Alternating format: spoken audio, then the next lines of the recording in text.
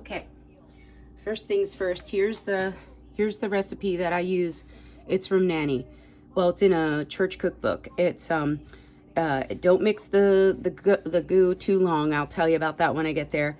These are the things that you put in the crust, the crumbs, and these are the things that make the actual liquid of the big bowl pie. This is the small bowl, this is the big bowl. Out of this small bowl, I take a little half cup of crumbs and put them aside for the top of the pie before I bake it. I bake at 360 for 45 minutes. I would start your oven. I don't know how long it takes to heat up, but I have already started mine because it takes forever. And I usually keep my pie crust like pretty cold till the end, and then I midway through, I get that, well, I got it ready at the beginning, and it's important to have the exact baking soda because this is a true science experiment. So anyway, here we go. The first thing I do is work on the crumbs. The crumbs is 1 cup of flour and a heaping teaspoon of Crisco, which is the shortening. Let me see. Oh, I'm propping. Hold on. 1 cup of, is it 1 cup? Let me make sure. Yeah, 1 cup of flour. So I get a cup of flour. I use my knife to clear it, just exactly 1 cup. You know this stuff. Yeah, it's all the way in there. 1 cup of flour. And I don't use this again, so I just kind of chuck it in the sink. That's how I work. And then you need a 3/4 cup of brown sugar. Yep, 1/4 cup brown sugar. And that would be packed. You want to make sure your brown sugar is packed tight in the cup. So I just stick this in here and smash it down in as I go with I use the baggie, smash it in. You get some more and then smash it. That's how I do it. And once you have it all smashed in there, then of course it's like a little Play-Doh thing that you made, like that, and just plop it in.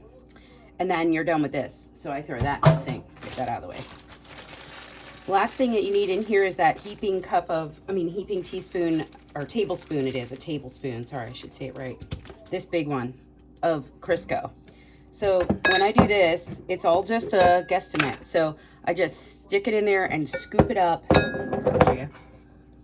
And then it says heaping, so I let it stick. I just go and I stick it up over. Okay, so can you see that? Yeah, you can see that. Okay, so I just do that, and then I just take it out, smash it in there, put it in there. And that looks, and I get every last bit. I don't know why, it's just like something I do. If it's heaping, then they want the extra, so I make sure to get it all. Now you're going to use this again, but I still throw it in the sink and rinse it off a little because I use it for the molasses later. Now with a fork, you would be doing this. Like I'll show you. You'll take a fork and you mix these up real good. Let me get this out. So when I'm done with flour and the Crisco and stuff, I just set it aside because I get it off the counter so I have room to work.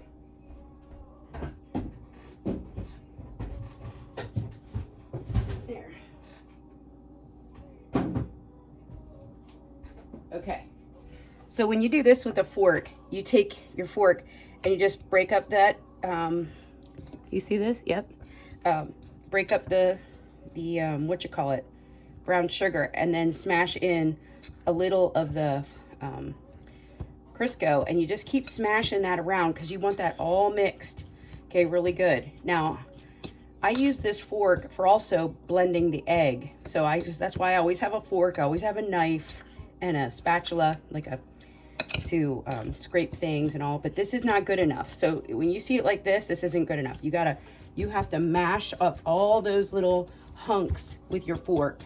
All that Crisco has to get smashed up, really smashed up and blended. And you'll notice when you move your fork, you go to this side, it kind of it saws it off. Like you can get the brown sugar really in there.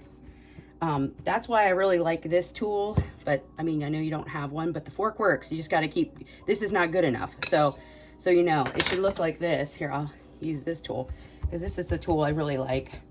And you just keep blending. So you don't want any parts of that flour to be alone without some brown sugar mixed in it, or with the Crisco, you want it all to be no lumps and just mashed up. If you have to break a lump because your brown sugar, like there's a brown sugar lump right there, smash it. And if you can't, you know what? Not using that. You don't want big lumps. You just want to keep smushing it. You see how mine now, it looks like a light brown and you can't tell what's flour and what's brown sugar anymore? That's how you want it to look, like that. That's crumbs for the top of your pie, and for the ingredient on the, when we mix at the, in the middle there, but we mix the guts of it. So there you go. So I'm done with this. I put that in the sink just to get it out of the way. That way we have room. Now, what you do next is take this little container, and it says you need half cup. I just want to make sure. Yep, half cup. So I just scoop in, get a half cup, jiggle it around, make sure it's about a half cup, and I put it in the little custard dish, and I set all this aside. Like, this goes here, and I take this and I put it over there on the bar where my pie is, because I want that to be ready for sprinkling on top. So the crust is ready over there. You'll see it later. The crust is ready, and this will be the topping.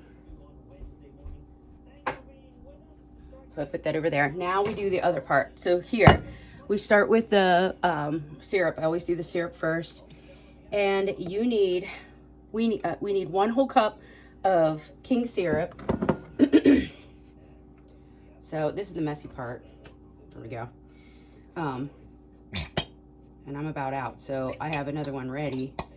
And I saved this lid because I like the squirt top lid instead of the other lid.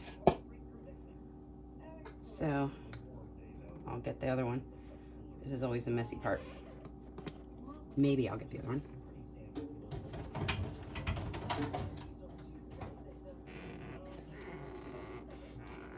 Pause.